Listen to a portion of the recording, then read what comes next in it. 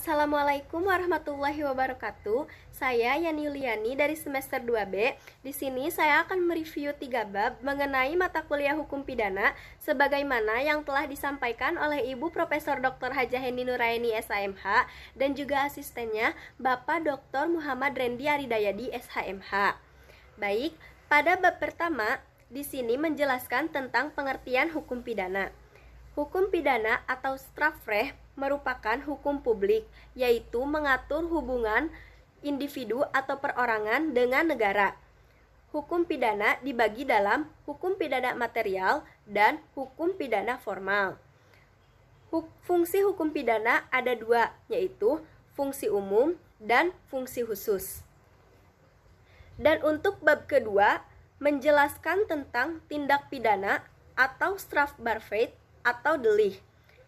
Lebih banyak digunakan istilah tindak pidana dibanding perbuatan pidana, peristiwa pidana, pelanggaran pidana, dan lain-lain.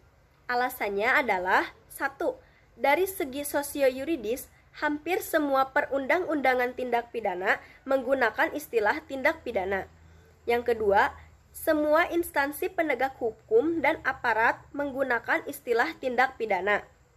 Dan yang ketiga, para mahasiswa mengikuti tradisi dan kebiasaan menggunakan istilah tindak pidana dibanding perbuatan pidana. Pengertian tindak pidana merupakan pengertian yuridis yang berbeda dengan istilah kejahatan atau perbuatan jahat. Dilihat dari isinya terdiri dari perbuatan pidana dan pertanggungjawaban pidana. Unsur-unsur tindak pidana ada dua, yaitu unsur objektif dan unsur subjektif. Dan untuk bab ketiga menjelaskan tentang pembaharuan hukum pidana di Indonesia. Sejarah berlakunya KUHP Pidana Indonesia.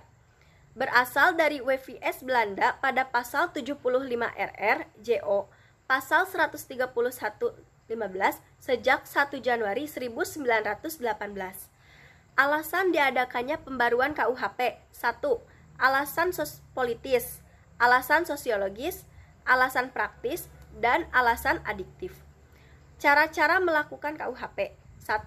Kriminalisasi, deskriminalisasi, rekriminalisasi, depenalisasi, dan mitigering. Metode pembaharuan KUHP: 1. Evolusi, 2. Kompromis, dan 3. Global. Mungkin cukup sekian materi yang telah saya review dari bab 1 sampai bab 3. Mohon maaf bila ada kesalahan. Wassalamualaikum warahmatullahi wabarakatuh.